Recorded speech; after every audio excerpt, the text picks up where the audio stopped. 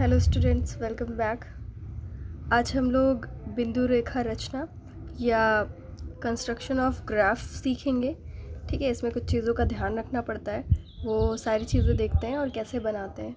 ठीक है, वो सारी चीज़ें आज हम इसके बारे में काफ़ी कुछ सीखने जा रहे हैं। इम्पॉर्टेंट है, ठीक है, ध्यान से सुनिएगा। लास्ट क्लास में आपको मैंने एक्सेस के बारे में बता दिया था। ठीक है,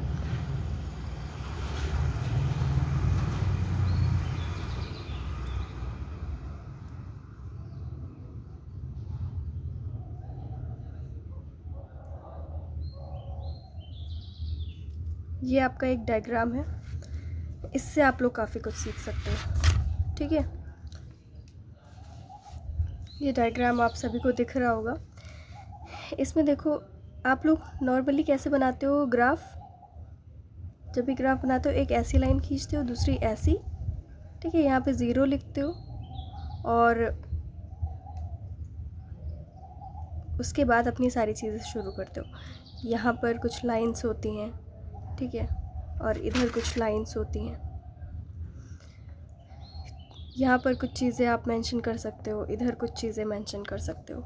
ठीक है, ये आपकी एक एक्सिस होती है, इधर की आपकी एक एक्सिस होती है। ठीक है, जो ऊपर की ओर एक्सिस जाती है उसे हम वाई एक्सिस कहते हैं। ठीक है, कोटि अक्ष।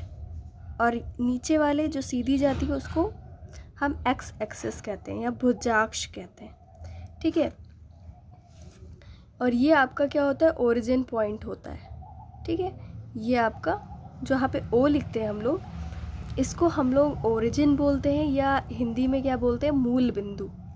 ठीक है, तो यही सारी चीज़ें हम लोग ग्राफ बनाते वक्त ध्यान रखते हैं। ठीक है, ये सारी चीज़ें हमें मालूम होनी चाहिए मतलब। ठीक है, अब इसमें कुछ चीज़ें ऐसी होती हैं, कुछ साइड्स ऐसी होती हैं जो माइनस को रिप्रेजेंट करती हैं और कुछ साइड्स किसको रिप्रेजेंट करती हैं, प्लस को। ठीक है, आपको ये भी मालूम होना चाहिए कौन सी चीज़ प्लस को रिप्रेजेंट करती है और कौन सी माइनस को। ठीक है, हम लोग देखते हैं। चलिए, ये आप डायग्राम देख रहे हो, इसमें ही देखते हैं हम लोग।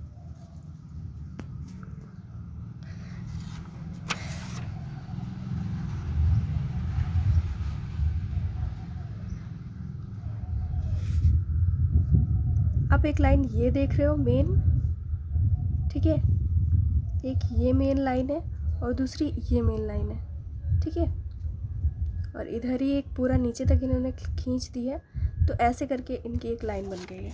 ठीक है, 2 लाइन। ये ओरिजिन है। ठीक है, यहाँ पे इसीलिए 0 लिखा हुआ है और आपको मालूम है ऊपर वाली y होती है और इधर वाली x होती है। ठीक है, वैसे इधर वाला x है और जो नीचे गया है वो क्या है, y है। ठीक है, अब देखो, जो ऊपर जाएगा उधर की जो ऊपर की साइड मीन्स जाती हैं, जिन डिजिट्स को हम ऊपर की साइड का शो करते हैं ऐसे करके, ठीक है, वो प्लस में होता है। और इधर जो इस साइड जाता है, ठीक है, वो भी प्लस में होता है। लेकिन जब कोई डिजिट नीचे की साइड हम लोग शो करते हैं तो वो क्या होता है, माइनस होता है।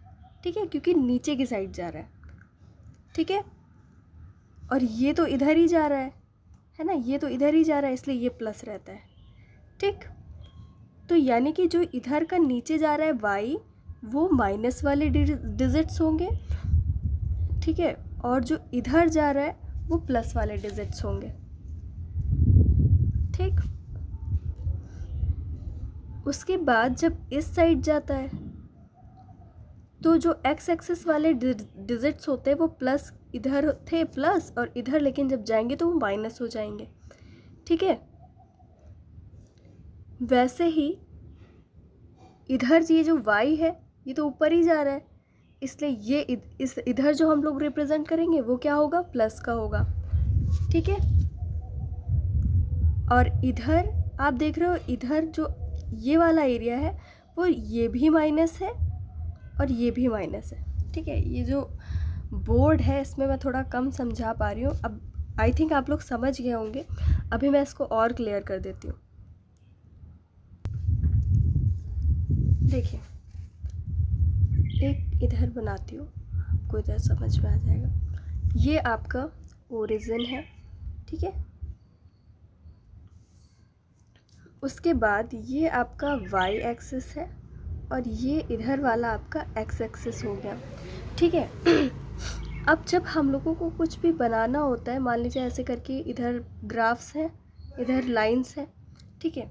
अब मान लो हमें एक ग्राफ बनाना है यहाँ से लेके यहाँ तक, ठीक है। ये यहाँ से यहाँ तक बन गया। अब हमें इसको रिप्रेजेंट करना है कि ये कहाँ से कहाँ तक गया। तो हम क्या करते हैं, पहले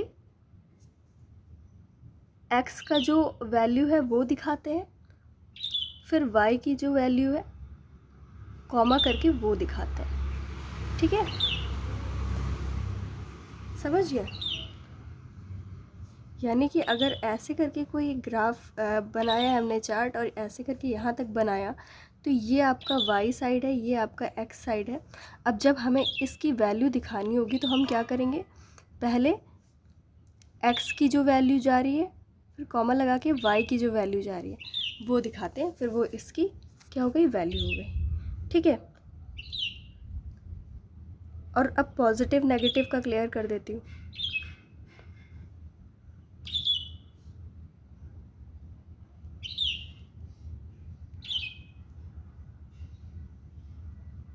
पॉजिटिव किधर होता है और नेगेटिव किधर होता है, देखो।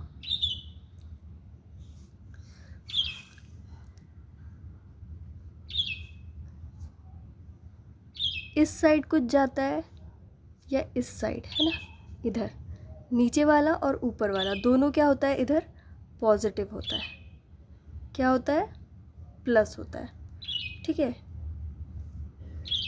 यानी कि x और y दोनों क्या होंगे, प्लस होंगे, ठीक है। अब नीचे ये क्या है, y, और ये इधर का क्या है, x ही है, ये तो x ही रहेगा। अब नीचे y जा रहा है इसलिए y क्या हो जाएगा, माइनस हो जाएगा, और x तो प्लस ही है, तो यानी कि माइनस y, ठीक है। ये आपको क्लियर हो गया। अब देखिए, जब कोई, अब ये इस साइड का y था जो इधर का, सॉरी x, अब ये इधर जब वो x हम डिनोट कर रहे हैं तो क्या हो जाएगा, माइनस हो जाएगा, क्योंकि ये y ये जो इधर का x है इसका क्या हो गया, डायरेक्शन चेंज हो गया, ठीक है। तो ये भी क्या हो जाता है, अब इस साइड जाने के बाद माइनस हो जाता है, क्योंकि हम जब ऐसे ब्रैकेट में किसी की वैल्यू दिखाते तो पहले x की दिखाते हैं, तो x तो ये हमारा x तो ये है जो कि माइनस हो गया, और ये y है जो कि ऑलरेडी प्लस ही है, तो इधर माइनस x होगा और इधर प्लस y होगा, ठीक है। अब नीचे की बारी आई, अब इधर x गया तो वो भी माइनस हो गया, तो यानी कि माइनस x, अब y भी इधर का नीचे है तो यानी कि माइनस y, ठीक है। तो ऐसे करके हम लोग डिनोट करते हैं। ये सारी चीज़ें बहुत काम आती हैं जब अभी आप लोग बनाओगे, ठीक है।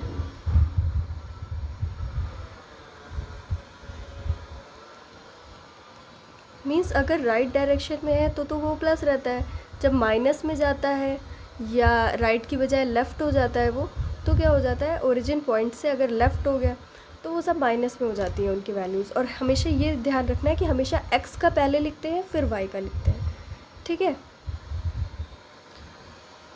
अब जैसे कोई सिंपल सा ही आप लोग डायग्राम बनाते हो, ऐसे करके ऐसे बनाया, ठीक है। एक मान लो ग्राफ इधर चला गया और दूसरा नीचे चला गया, है ना, तो इसका मतलब क्या है, नीचे वाले की वैल्यू क्या हो गई, माइनस में है, और ऊपर वाले की वैल्यू प्लस में है, ठीक है। अब जब ऊपर वाला है तो ऊपर वाले की x, y दोनों प्लस में है, और वो जो नीचे गया है इसकी क्या है, x तो पॉजिटिव है, x तो अपनी साइड है, लेकिन y माइनस हो गया, ठीक है। तो इस तरीके से इसकी वैल्यू ये हो गई, ठीक है, और इसकी वैल्यू ये हो गई। तो इस तरीके से कुछ ग्राफ्स अभी आगे आप लोग देखोगे, है ना। तो ये सारा कॉन्सेप्ट आपको क्लियर होना ज़रूरी है। चलो फिर देखते हैं आगे इसमें क्या है ग्राफ्स में।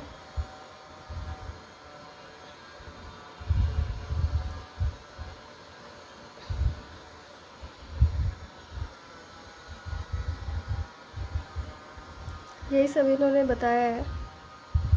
अक्षों को खींचना, आधार रेखा की रचना, पैमाने का निर्धारण, बिंदुओं को अंकित खींचना, शीर्षक देना, संकेत देना, कलात्मकता, ये सारी चीज़ें अभी आप लोग बनाते बनाते आप लोगों को आ जाएंगी। ठीक है, अभी बताऊंगे आगे आप लोगों को। अब देखते हैं हम लोग ग्राफ्स के टाइप कितने होते हैं। ठीक है, टाइप्स ऑफ ग्राफ। ये आपको डायग्राम दिख रहा है।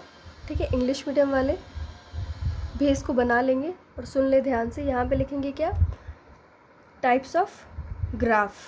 ठीक है, ग्राफ के टाइप्स 2 होते हैं।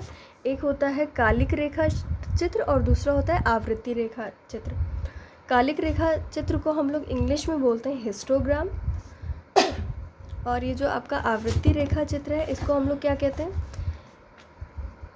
Frequency distribution series. ठीक है, सॉरी, इसको आप सीधे सीधे क्या बोल सकते हो, आवृत्ति रेखा चित्र को फ्रीक्वेंसी ग्राफ्स, है ना। अभी इसका जब टाइप पढ़ोगे तब उसमें आएगा। तो ये हो गया आपका हिस्टोग्राम और ये हो गया आपका फ्रीक्वेंसी ग्राफ। ठीक है, ये 2 टाइप्स के होते हैं आपके ग्राफ। और उसके बाद जब आप लोग हिस्टोग्राम दिखाते हो तो उसमें 2 टाइप दिखाते हो, 2 टाइप्स के। एक जिसमें हम बहुत सारे वेरिएबल लेते हैं और एक जिसमें सिर्फ एक ही वेरिएबल से रिलेटेड हम लोग डायग्राम बनाते हैं। तो इसमें जो हिस्टोग्राम होता है ये भी 2 टाइप का होता है। एक होता है 1 वेरिएबल हिस्टोग्राम, दूसरा होता है मल्टी वेरिएबल हिस्टोग्राम। हिंदी में आपको लिखा हुआ दिख ही रहा है, एक चर कालिक चित्र और बहुचर कालिक चित्र। ठीक है, अब इसी में जब एक चर कालिक होता है तो इसमें ही आपको 2 तरीके के डायग्राम्स देखने को मिलेंगे। एक होता है आपका एब्सोल्यूट हिस्टोग्राम। ठीक है, ये जो आपका निरपेक्ष कालिक चित्र लिखा है ना, इसको एब्सोल्यूट हिस्टोग्राम कहोगे, और सूचकांक कालिक चित्र को क्या कहोगे, इंडेक्स हिस्टोग्राम। ठीक है, और जो आपका ये वाला था ग्राफ हिस्टोग्राम, या सॉरी फ्रीक्वेंसी ग्राफ हिस्टोग्राम नहीं, हिस्टोग्राम जो कालिक चित्र होते हैं जो टाइम से रिलेटेड होते हैं वो अलग होते हैं। ठीक है, लेकिन यहाँ पे क्या है, आवृत्ति में फ्रीक्वेंसी दिखाते हैं हम लोग, फ्रीक्वेंसी ग्राफ। फ्रीक्वेंसी ग्राफ में भी जब हम लोगों की फ्रीक्वेंसी बीच बीच में खंडित होती है तो उसको हम लोग डिस्क्रीट सीरीज़ बोलते हैं, डिस्क्रीट सीरीज़ ग्राफ, ये वाला। ठीक है, खंडित श्रेणी में, यानी कि ग्राफ इन डिस्क्रीट सीरीज़ बोल सकते हो, है ना, खंडित श्रेणी वाले ग्राफ इन डिस्क्रीट सीरीज़। ठीक है, अविच्छिन्न श्रेणी में जो क्या होते हैं, कंटिन्यूअस होते हैं। ठीक है, ग्राफ इन कंटिन्यूअस सीरीज़। अब कंटिन्यूअस सीरीज़ में 2 टाइप के होते हैं, कौन कौन से,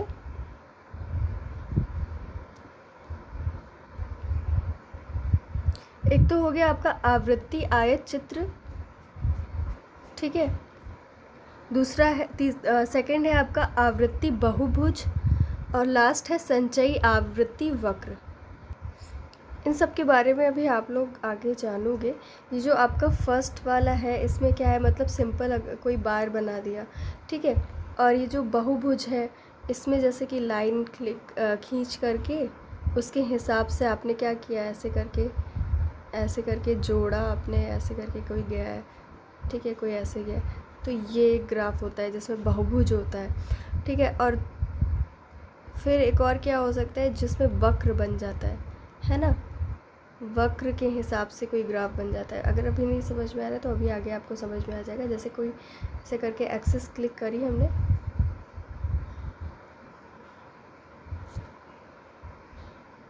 ठीक है,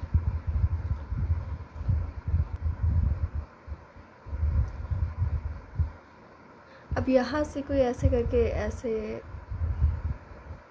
जा रहा है। ठीक है, मतलब वक्र बन गया, कोई लाइन, कोई वैसा ग्राफ आपको दिखने को नहीं मिल रहा है। ठीक है, इसमें एक वक्र जा रहा है, तो ये अलग टाइप का होता है। ठीक है, अब हम एक एक करके डायग्राम्स देख लेते हैं जो मेन है इसमें कैसे बनते हैं। पहले एक बहुत इम्पॉर्टेंट छोटी सी बात को जान लेते हैं हम लोग। ये जो आपने दो पढ़े, एक पढ़ा आपने हिस्टोग्राम, दूसरा पढ़ा आपने फ्रीक्वेंसी ग्राफ।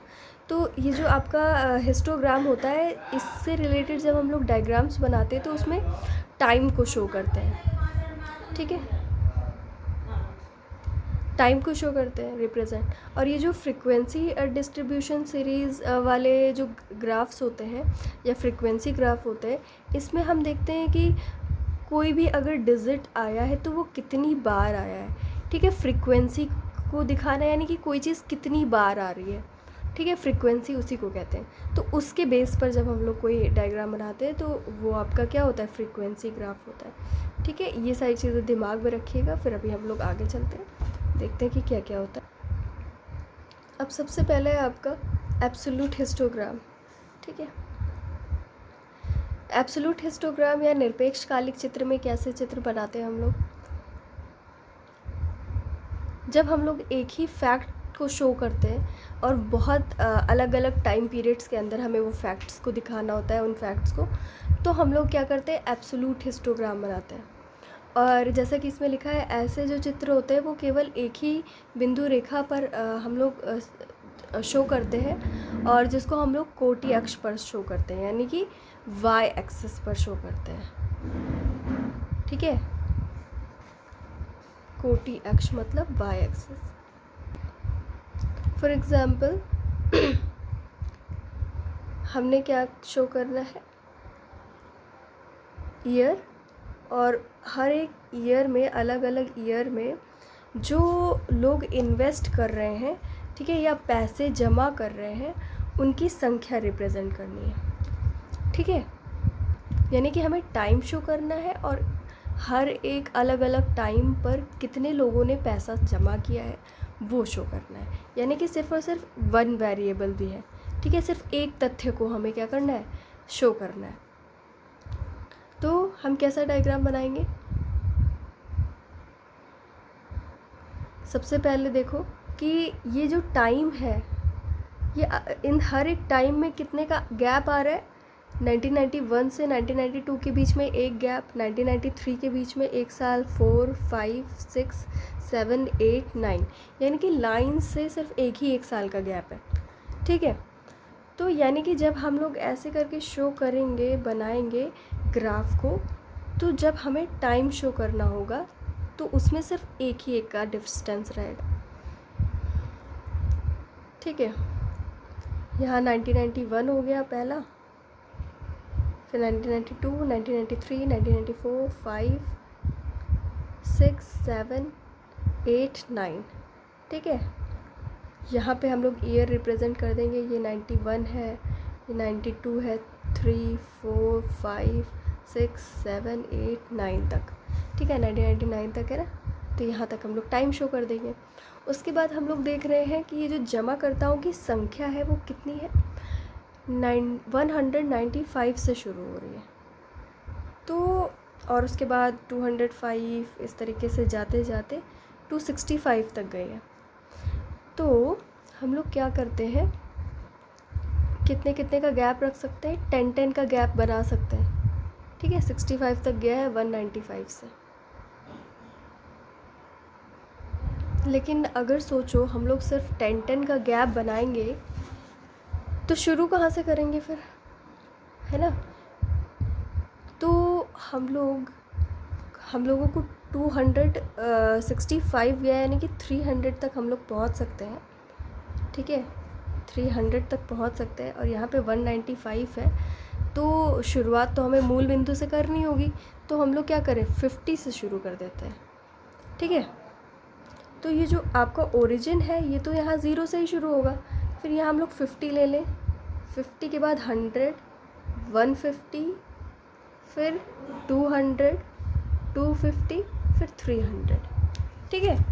तो यहाँ पर हमने क्या कर दिया, जो इन्वेस्टर्स हैं उनका कितना नंबर है, कितने लोग हैं, कितने इन्वेस्टर्स हैं, उस हिसाब से हमने इधर ये वाले में रिप्रेजेंट कर दिया, ठीक है। अब देखो 195 से शुरू हो रहा है, ये आपका क्या था, 50, 100, 150, फिर इधर 200, ठीक है। 200 से कम है 195, यानी कि कुछ यहाँ से शुरू होगा, और ये आपका 1991 में शुरू हो रहा है, यानी कि हम लोग डॉट यहाँ पे लगाएंगे 1991 के ऊपर। और इधर ये थोड़ा अगर बोर्ड पे बना के दिखा रही होती तो बहुत इजीली बना लेती, ठीक है। चलो, मतलब बहुत इजीली समझा देती, आपको दिख नहीं रहा होगा शायद। यहाँ पे हर चीज़ लिखनी पॉसिबल नहीं है, तो आप लोगों को वैसे समझ में आ रहा होगा होप कि यहाँ पे हमने 50 से शुरू किया है, फिर 100 गए हैं, तो 50-50 का डिस्टेंस है, तो 195 200 से कम है, तो हमने यहाँ से शुरू किया, और ये 1991 का ईयर है तो हम यहाँ से शो कर रहे हैं, ठीक है। उसके बाद 205 गया, यानी कि 200 से थोड़ा ऊपर, ठीक है, ऊपर जाएगी लाइन, फिर यहाँ पे एक पॉइंट रख देंगे, फिर 220, फिर थोड़ा सा ऊपर गई, ठीक है, फिर 235, फिर थोड़ा सा और ऊपर गई, फिर 250 थोड़ा सा ऊपर, ठीक है, 280 और ऊपर, 295 और ऊपर, ठीक है, फिर 250 चली गई सीधा, मतलब नीचे आ गई, थोड़ा सा नीचे, फिर 265 और थोड़ा सा ऊपर। तो इस तरीके से हमने क्या देखा कि ये जो हमारा वाई एक्सिस था, इसी पे पूरा ये डायग्राम बन गया, और नीचे वाले टाइम पीरियड को रिप्रेजेंट करते हुए। तो ये इस तरीके का जब एक फैक्ट को रिप्रेजेंट करते हैं तो ये क्या होता है आपका, कौन सा डायग्राम होता है ये, एब्सोल्यूट हिस्टोग्राम, ठीक है। देखो ये लाइन देख रहे हो आप, जो हमने बनाई, और ये जो इस पे बना हुआ है, ये लाइन इनकी एक्स एक्सिस पे बनी हुई है, और सेम यही वाली लाइन जो हमारी बनी हुई थी, ठीक है, कुछ सेम एक जैसी आ रही है। तो मतलब ऐसे ही बनाते हैं, ठीक है।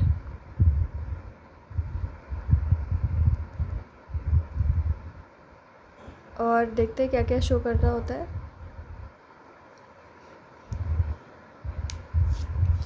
ये डायग्राम देख के आप लोगों को क्लियर हो रहा होगा। यहाँ पर इन्होंने एक्स एक्सिस रिप्रेजेंट किया, इस साइड इन्होंने वाई एक्सिस, जो कि हमेशा रिप्रेजेंट किया जाता है ओरिजिन पॉइंट से लेकर के 50-50 का गैप करते हुए। इधर इन्होंने कैप्शन दे दिया, इसका ध्यान रखते हैं कि कैप्शन हमेशा दिया जाता है कि जो जमा करता है उनकी संख्या इस साइड हम रिप्रेजेंट कर रहे हैं, और नीचे क्या है, टाइम पीरियड है, और ये क्या है, एक पॉइंट का मतलब 1 लाख है ना, 1 सेंटीमीटर का मतलब क्या, 1 लाख, सॉरी 50 लाख, ठीक है। यहाँ से यहाँ तक 1 सेंटीमीटर है, और यहाँ 50 लिखा हुआ है, यानी कि 50 लाख। ये 2 सेंटीमीटर हो गया, यानी कि 2 लाख, 100 लाख सॉरी, ठीक है। ये 150 लाख, ठीक है, हर 1 सेंटीमीटर। तो इस तरीके से हमने नीचे वाले टाइम को देखते हुए ऊपर क्या करते हैं, पॉइंट रखते हुए ग्राफ बना लेते हैं, ठीक है। फिर अगला है इंडेक्स हिस्टोग्राम। इंडेक्स हिस्टोग्राम का यूज़ कब किया जाता है, इस प्रकार के रेखा चित्र का प्रयोग तब किया जाता है जब किसी तथ्य से संबंधित परिवर्तन सूचकांक, ठीक है, जब डिफरेंस इंडेक्स दिखाने होते हैं हमें, यानी कि परिवर्तन सूचकांक जब दिखाना होता है तब हम इसका यूज़ करते हैं। एब्सोल्यूट हिस्टोग्राम जो था हमारा और इंडेक्स हिस्टोग्राम है, उसमें डिफरेंस क्या होता है, यानी कि जो अभी हमने पहले पढ़ा, ठीक है, हमारा निरपेक्ष कालिक चित्र एब्सोल्यूट हिस्टोग्राम, और ये जो अभी हम पढ़ रहे हैं इंडेक्स हिस्टोग्राम, इसमें अंतर क्या होता है कि पहले चित्र में किसी तथ्य के केवल वास्तविक मूल्य को प्रदर्शित किया जाता है ना, जो मतलब एग्जैक्ट हमारा मूल्य है या जो भी संख्या है हमारी वैल्यू है उसको रिप्रेजेंट करते हैं। जबकि जो सूचकांक यानी कि इंडेक्स हिस्टोग्राम होता है उसमें क्या करते हैं हम, इसकी रचना किसी एक विशेष वर्ष अथवा समय को आधार मान करके की जाती है ना। इसमें मेन चीज़ क्या होती है कि हमने कितने से कितने टाइम पीरियड में कोई काम किया, ठीक है। तो मेन इसमें क्या होता है, टाइम होता है। उदाहरण के लिए जब हम कभी भी किसी विशेष वर्ष, माह, संख्या अथवा इकाई को मानकर कीमतों में होने वाले परिवर्तन, श्रमिकों की उपार्जित आय या प्रति व्यक्ति आय को प्रदर्शित करते हैं, तो इसके लिए ये वाला जो इंडेक्स आपका हिस्टोग्राम है इसका यूज़ करते हैं।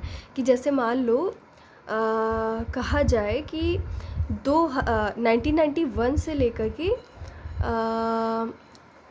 1910 तक कितनी आय थी, महिलाओं की, फिर 1910 से 20 तक कितनी महिलाओं की आय थी, ठीक है, 20 से लेकर के 30 तक कितनी आय ईयर में कितनी महिलाओं की आय थी। तो इस तरीके से हर एक 10-10 साल में हम महिलाओं की आय देख रहे हैं ना, हर एक ईयर में एग्जैक्ट एब्सोल्यूट वैल्यू नहीं देख रहे हैं, वो हम एक एवरेज देख रहे हैं कि हर एक 10 साल में महिलाओं की संख्या कितनी हुई, महिलाओं की जो आय थी वो कितनी हुई, ठीक है। जब इस तरीके का कुछ देखना होता है इंडेक्स में, तो हम लोग क्या करते हैं, इंडेक्स हिस्टोग्राम बनाते हैं, ठीक है। ये डायग्राम भी वैसे ही बनाएंगे जैसा हमें वैल्यूज़ दी होंगी उस हिसाब से हम अपना बना लेंगे, ठीक है। जैसे यहाँ पे दिया हुआ है,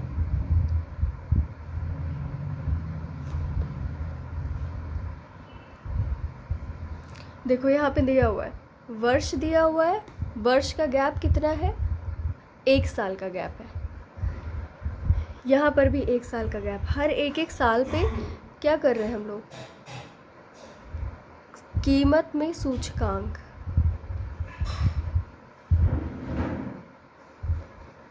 विभिन्न वर्गों में कीमतों की वृद्धि हम लोग देख रहे हैं, कितनी ग्रोथ हुई है हर एक ग्रुप में, ठीक है। वो चीज़ें यहाँ पे लिखी हुई हैं, तो हमें उसको हर एक ईयर के हिसाब से रिप्रेजेंट करना है। तो हमने नीचे क्या कर दिया, जो हमारा एक्स एक्सिस है हमने वहाँ पे सारे ईयर डाल लिए, और ये जो 200 है, 241 है, तो इसके हिसाब से हमने एक अपना डिजिट डिसाइड कर लिया है जिससे हमारा ग्राफ बहुत बड़ा ना हो जाए।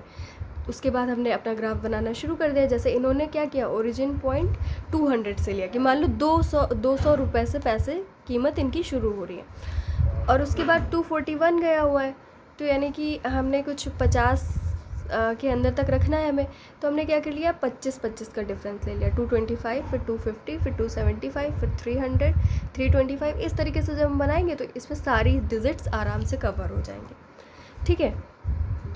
तो इस तरीके से इन्होंने इधर एक्स एक्सिस और वाई एक्सिस खींच लिया, ठीक है, और वो रिप्रेजेंट कर दिया।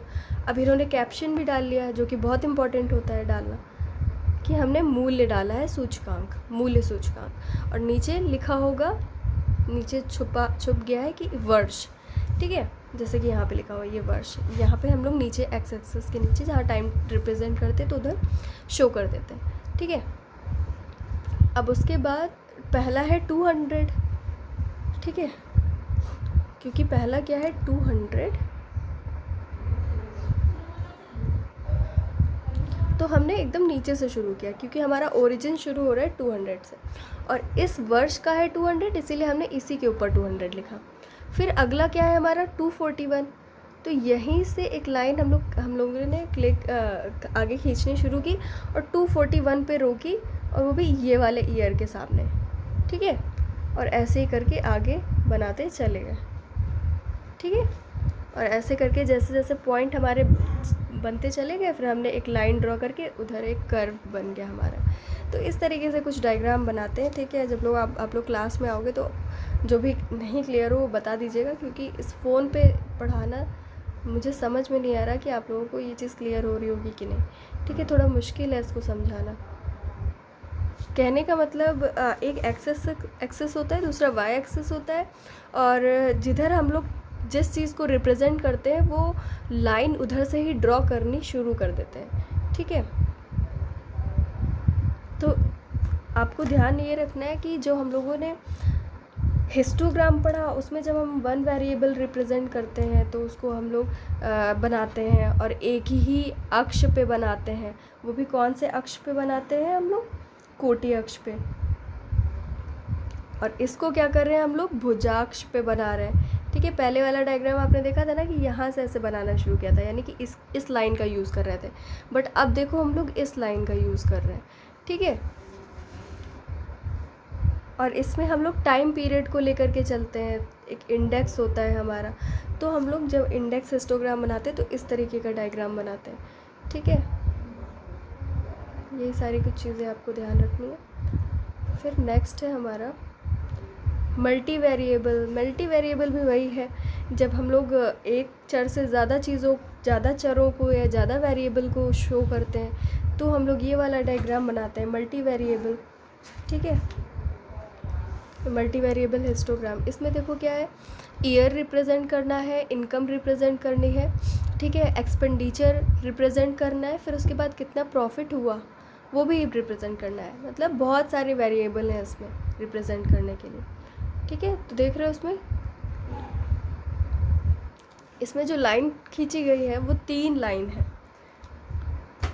ऊपर क्योंकि 3 वेरिएबल है ना, देखो टाइम तो साइड में रिप्रेजेंट कर दिया, नीचे देखो एक्स एक्सिस पे टाइम को रिप्रेजेंट किया है, ठीक है। फिर एक हमने क्या ले लिया, एक डिस्ट्रीब्यूशन ले लिया जिसके अकॉर्डिंग हमें चीज़ों को रिप्रेजेंट करना है। तो हमने यहाँ 500 से लेना शुरू कर दिया ऐसे करके, ठीक है। तो वो एक हो गया।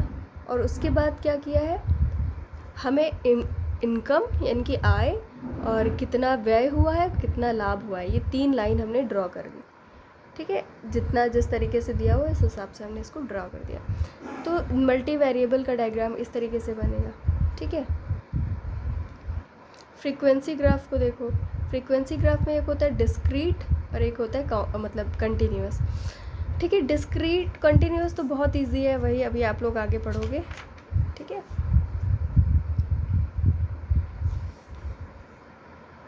देखो यह चित्र बहुत कुछ कालिक रेखा चित्र के यानी कि हिस्टोग्राम के समान बनाया जाता है। इसमें चरों को रेखा के आधार पर आवृत्तियों को खड़ी रेखा यानी कि वाई एक्सिस पर रिप्रेजेंट किया जाता है। देख रहे हो आप लोग, वाई एक्सिस के हिसाब से इसको रिप्रेजेंट किया गया है, ठीक है। ये खड़ी रेखा है वाई एक्सिस यानी कि जो ऊपर की साइड जाता है ना। और इस प्रकार के रेखा चित्रों को विभिन्न दंडों यानी कि बार पर बिंदु रेखी वक्र के रूप में प्रस्तुत किया जाता है, यानी कि ग्राफिक कर्व की तरह हम इसको रिप्रेजेंट करते हैं। देखो ये हमने बार बना लिए, ठीक है, जैसे भी इन्होंने दिया हुआ है। उसके बाद वक्र यानी कि कर्व क्या है, जो इन्होंने हर एक बार को एक लाइन से जोड़ दिया है ना। ये क्या है, ऐसे करके जो गया है ये कर्व है, ठीक है। तो जब आपसे कोई कहेगा कि आपको क्या बनाना है, ग्राफ इन डिस्क्रीट सीरीज़ बनाना है, तो इस टाइप का बनाओगे। पहले तो उसको ग्राफ से रिप्रेजेंट करोगे और उसके बाद उसको क्या करना है, हर एक ग्राफ को एक कर्व से हम लोग क्या करते हैं, ज्वाइन कर देते हैं, ठीक है। तो इस तरीके से हमारा ग्राफ इन डिस्क्रीट सीरीज़ होता है, ठीक है। और देखते हैं इसमें क्या है। चित्रों में दंडों यानी कि बार तथा बिंदु रेखी वक्र यानी कि कर्व दोनों का एक साथ इस्तेमाल किया जाता है, एक साथ प्रयोग किया जाता है, ठीक है। बाकी सब चीज़ें ठीक है, बाकी समझ जाइएगा। अब देखो जैसे ये अपराधों की प्रकृति और अपराधियों की संख्या, ठीक है, ये 2 चीज़ें हमें रिप्रेजेंट करनी है। तो एक एक्सेस पे हमने क्या कर दिया, अपराधों की प्रकृति, नेचर ऑफ क्राइम्स, और दूसरे पे अपराधियों की संख्या, ये रिप्रेजेंट कर दिया। और ऐसे करके और जितना इन्होंने दिया हुआ है उस हिसाब से हमने ग्राफ बनाना शुरू करके उसको एक कर्व से जोड़ दिया, बस हो गया आपका क्या, ग्राफ इन डिस्क्रीट सीरीज़, ठीक है। फिर आप देखोगे अभी आवृत्ति आयत चित्र, ठीक है, यही आपके ज़्यादातर यूज़ होते हैं क्योंकि ये बहुत इजी होते हैं और सिंपल टू अंडरस्टैंड होते हैं ना, इजी टू अंडरस्टैंड।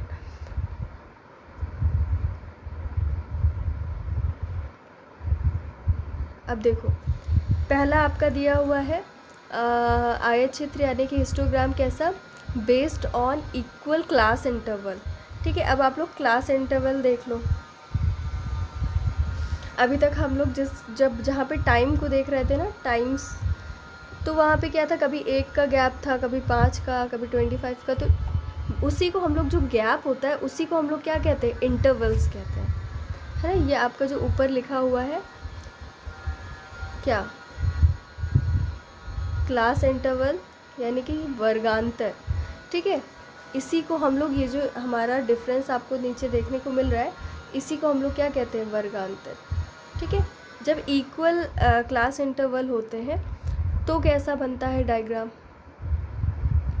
उसके लिए आप लोग ये डायग्राम देख लीजिएगा। अगर नहीं समझ में आता है तो नेक्स्ट क्लास में बता दीजिएगा, इसको एक्सप्लेन कर दूँगी, ठीक है। ये डायग्राम आप लोग देख लीजिएगा। फिर नेक्स्ट है, जब अनइक्वल क्लास इंटरवल होता है तब कैसे रिप्रेजेंट करते हैं, ठीक है। उसके लिए ये डायग्राम है, ये वाला देखो, ये 20 to 25 5 का डिफरेंस, 25 to 30 फिर से 5 का डिफरेंस, ठीक है, 30 to 35 5 का, 35 to 40 5 का, 40 to 50 10 का, 50 to 70 10 का, 70 to 90 10 का। तो ये जो क्लास इंटरवल है या वर्गांतर है, ये अनइक्वल है। तब इसको कैसे रिप्रेजेंट करेंगे उसके लिए देख लो। तो आपने ये तो देख लिया ना कि क्लास इंटरवल दोनों में इक्वल नहीं है, तो इसको हम लोग कैसे रिप्रेजेंट करेंगे ग्राफ को।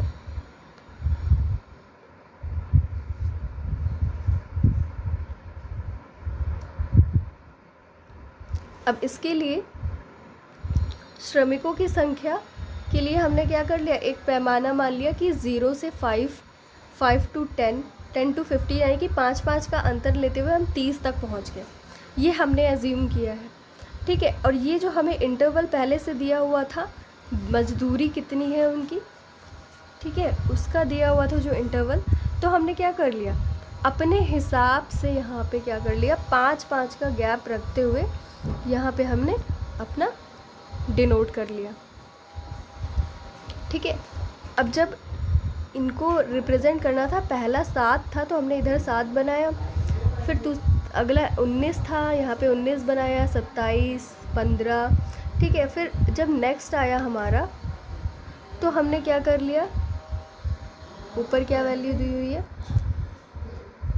27,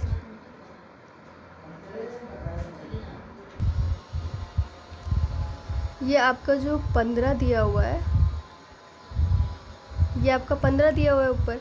उसके बाद 10-10 का जब अंतर होना शुरू हुआ तो यहाँ पे 12 दिया हुआ था, तो उन्होंने क्या किया, 2 टाइम पीरियड को ले लिया, नीचे 10 का अंतर था तो उन्होंने 2 टाइम पीरियड को ले लिया और 12 को 2 पार्ट्स में डिवाइड कर दिया, तो 6 + 6 हो गया, यानी कि 6 × 2। तो इधर इन्होंने 2 तरफ के ग्राफ को एक साथ ले लिया। होप आपको समझ में आ रहा होगा, ठीक है।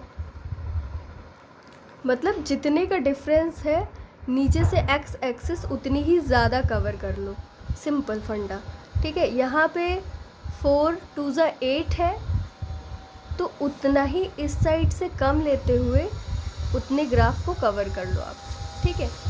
तो इस तरीके से जब अनइक्वल डिस्ट्रीब्यूशन होता है हिस्टोग्राम में, तो हम नीचे से एक्स एक्सिस को ज़्यादा कवर कर लेते हैं, क्योंकि ये जो चीज़ें थी हमने नीचे जो बनाया था, ये वाली डिजिट्स, ये हमने अपने आप से एज्यूम कर ली थी, जबकि ऊपर जो क्वेश्चन में दिया हुआ था वो क्या था, अनइक्वल था। हमने यहाँ पे 5-5 का इक्वल डिस्ट्रीब्यूशन किया है, ठीक है। जब इक्वल करेंगे तो उसी हिसाब से ज़्यादा को ले लेंगे। तो इस तरीके से कुछ ग्राफ बनाए जाते हैं, ठीक है। तो अभी बाकी आप लोग देख लीजिएगा, इसी तरीके से सारे ग्राफ बनेंगे, ठीक है। ऐसा ही कुछ दिमाग लगाया जाता है।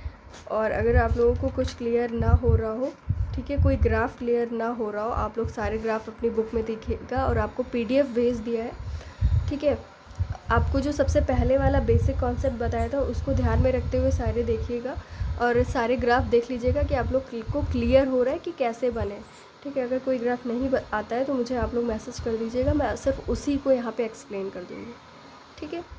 उसके बाद हम लोग लास्ट में जो हम लोगों का रिपोर्ट राइटिंग होता है उसको डिस्कस करेंगे। तो इसीलिए इससे पहले अगर आपको कुछ पूछना हो तो आप लोग पूछ लीजिएगा। तो थैंक यू क्लास, आज के लिए इतना ही।